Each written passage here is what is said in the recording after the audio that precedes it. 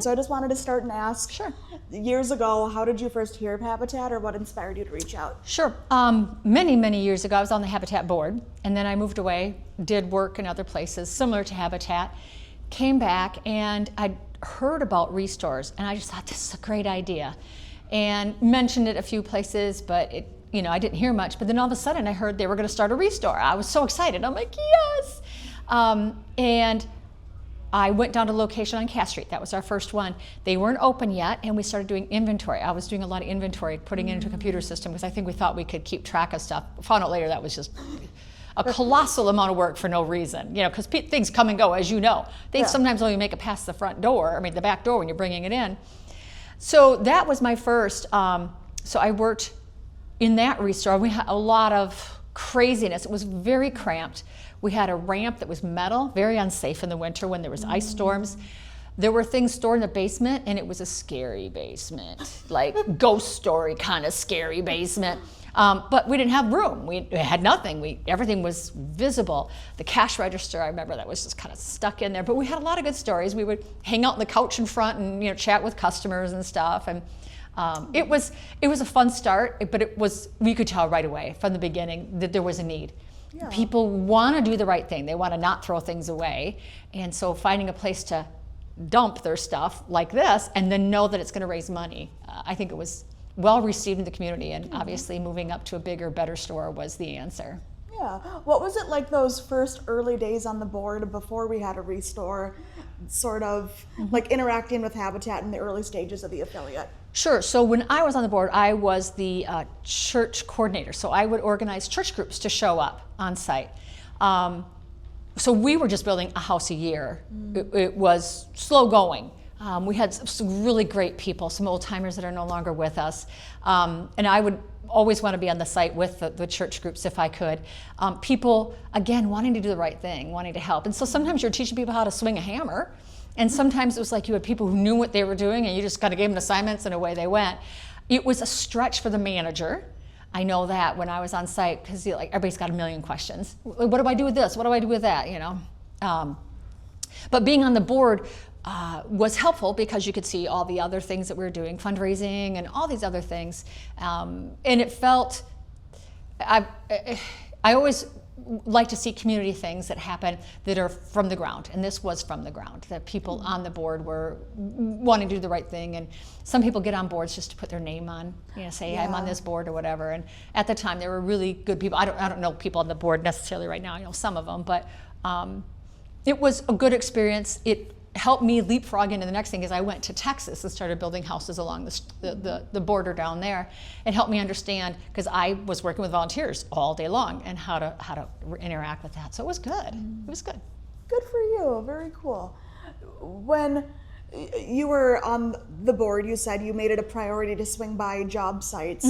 When you were on job sites interacting with staff and volunteers, is there a moment you saw that light bulb go off for someone, or they understood how to swing the hammer? Oh, sure, lots of times. Or just like people who've never had the chance to try and swing a hammer or paint a wall or whatever. And they were always so excited. I can't remember one group that wasn't. Everybody's excited to be able to do something and feel like, and then when they drive by that house years later, I helped with that house. You got a lot of that. I think for the most part, the women's build has been really empowering. Seeing women only on a building site and knowing that they have capabilities and being told that they have capabilities, where when I was growing up, maybe women not so much, kind of, it was above and beyond their field, so to speak. So it's nice to see that that's normalized now, and I like that. Yeah, certainly. I deeply appreciate your passion and your enthusiasm for our work. Obviously, you're very involved in the community, and there are so many organizations you could choose to spend your time at. Is there something about the mission and values of Habitat that really resonated? Sure. Well, I'm a big Jimmy Carter fan. That's, when he started doing some of the stuff, I'm like, well, that makes perfect sense. And so a big fan of that theory that all communities can do this, that we can help, our neighbor. My biggest passion as a Christian that I am is that I think we are called to help each other. And this is one of the better ways to do it. It's especially here at the Restore. It's such a win-win-win. You don't throw your stuff to a landfill. The stuff gets reused. They make money here at the Restore that gets used then to build houses, so people can live in nice nice housing and know that they can give back to the community, and they pay taxes and they spend money, and it's a cycle. And so I think that's one of the things, I volunteer because it's a full circle community. Absolutely, yeah. What do you remember about the transition from the Cass Street Restore to this Restore? It's a lot of work. Different staff right now, but the manager, the store manager, and a couple of the employees, we got along very well. I would come over and help. It was a lot of get down on the ground and scrub stuff, and it was, getting everything where it needed to go, reshaping where the aisles went, and it was just, I think, was a lot of fun. It was a lot of team building. Emmy Rosin was. I think she was here every day. God bless her heart. A really good group of people who saw the vision, and things have been tweaked since then, but I think they set a really good standard for where we're at now. Awesome. I'm glad you brought up Emmy. After we're done chatting, I want to show you a book I found at Pearl Street. I obviously never got the chance to meet June Show Me or really know her work. June, but I found her book. Yes. It was, and I think, so the two authors who were Trib reporters, I think one of the authors signed the copy of the book that I found. Oh my. So I can't wait to go show you that too. Great. Oh, June. Do you want to I forgot about June. Yeah, she was a big inspiration. Well, and we always give out the Al, Emmy, June awards every year, but I don't think staff or even some volunteers truly recognize what those awards mean. Right. Talk a bit more about Emmy and your experience with her. Sure. So when I was at the Restore, Emmy, I think, started shortly after we opened. She came in to buy something, and somebody said, you should volunteer here, and she did. She was one of those people. And she gave her heart and soul to this place. She loved volunteering, and she was so good with the public, but she would make people feel welcome. She had a very good knack of that. And she would invite just about everybody, come volunteer. So I think she recruited quite a few people. If she could have, she probably would have been here 7 days a week. I know that she had some health issues and she had to back off for a bit, but then she wanted to come back, and God bless her heart. She's inspiration. She was one of those, didn't need recognition, didn't need the big whistles or a big badge or anything. She just wanted to do the work. Yeah. Yeah, those are the She's best missed. volunteers. Yes. Yeah. For someone volunteering for the first time, whether it's in the Restore or on a construction site, what guidance or support advice would you give? I would say be open to doing things that maybe you're not comfortable with, but saying if it's really uncomfortable. But sometimes people show up, I don't know how to swing a hammer, I can't do that. Give it a try. Or you show up here at the Restore and you think you're just gonna clean something or whatever, but maybe you're gonna have to price things, or maybe you're gonna have to help a customer move something. Or I'm a cashier, and I know they need cashiers here, and it's not that hard to learn, but you have to be good with the public. You have to be quick enough to get people through. I just say give it a try. Give anything a try when you start on a volunteer, any kind of volunteer. If you don't like it, step back, try something else. Right, Yeah. absolutely. Adaptability is not just a word we put on a resume. It's something we actually have to do. Yes. Is there, in your entire tenure with Habitat, whether it was on the board or in the Restore, is there a particular memory or moment that sticks out to you? Oh gosh, I know I should have thought a little bit more of that, because there's a lot of little memories. I know moving over to this store, there were a lot of good memories with that transition. It was a great time. Just being able to help customers and that aha moment when they're looking for something, aha, I saw that, and then you go and find it for them. That's fun. I don't know that there's any, I can't think of anything, any one big standout, yeah. Any other fellow volunteers or staff that stick out in your mind, people you want to give a shout out to? The first, when we were in the first store, there was a couple of really good folks, but when we moved up here, the volunteer coordinator was Amanda, and she was very good at making people feel welcome and making volunteers feel welcome.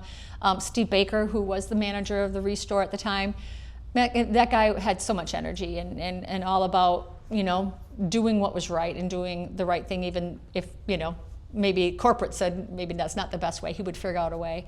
And then, oh gosh, I hate this when I can't remember names. She was the backdoor person. Brilliant. I was just bright spot. Oh my gosh, this is embarrassing. I'm gonna draw a blank. Yeah, you're good. Yeah. Now I volunteer on Friday afternoons, and you kind of see the same customers, Volunteers kind of come and go. I've gotten used to some of the different faces, but it seems like every time I start back, I take the summer off, I start back, I'm like, okay, who's this? Who's this? So it takes a little bit to learn names, but they're all good people. I haven't run into too many that I'm like, oh, stay away from them. Right. Yeah. Is there a moment when you've been volunteering that you feel you made a mistake or something you learned and grew from? Oh, I think you always do. I mean, I'll make mistakes at the cash register. Oh my gosh, I have to call somebody to help me do it. And like, okay, I got it this time. You know, you just do, but it's part of human nature. You can't be perfect. I don't think the Restore or the Habitat Build ever expects anybody to be perfect. But you make mistakes and you own up to them. Sometimes you just kind of go, oh, that was really dumb. Okay, let somebody know and make it right. So I've never felt, you know, that's a problem here at all.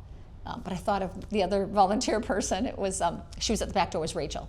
Right. Oh, okay, Yeah. okay. And she had a bundle of energy, and there wasn't anything she couldn't move. She was tough. So anyway, Good for her. Good. Good. brain. Yes. Now, Habitat for Humanity obviously is an international organization, and our affiliate also does a lot of sustainability work, which makes us unique because not a lot of other habitats are necessarily in that sphere outside of restore and construction. I understand that you've been involved with that as well. Do you want to speak a bit for those who are maybe less familiar what that aspect of our Habitat affiliate really means? Sure. So to be sustainable, I mean, it's not just building a cheap house, or a house that someone can afford. I shouldn't say cheap. Not just building a house that's affordable. It's so it's affordable in the future. So they try to do a lot of energy efficiency and things like that. But here at the Restore, I mean, we have the rain gardens out here that show example of how to mediate stormwater, the solar panels on the roof to help pay for the electrical bills, the energy efficiency. I know we changed light bulbs in this place to LEDs. There's all those little steps that you can do that can not only save money, but also save the environment in the future. And then the biggest sustainability is that we're not putting all this stuff in a landfill. I mean, that's a huge part of the sustainability. I think that sustainability has become more and more common. You don't even think about it sometimes. That's sustainable. That's sustainable. But I think you have to look at the future cost for the future generations. So I think the Restore has done a good example of that. Yeah, definitely. We didn't even pay you to say that. Wait a minute, I'm not getting paid? We're getting to the end of our conversation here, but Okay. Marilyn, do you feel like there's something I didn't ask or something that still should be brought up? No, I can't really think of anything offhand. I just know that between the construction site and the Restore, there's just such good things going on, and it's giving back to the community. And I keep saying it's a win-win-win. It's a win all the way around. People are happy to buy the stuff when they come in here because it's so cheap, or this or that, or oh, I was looking for that.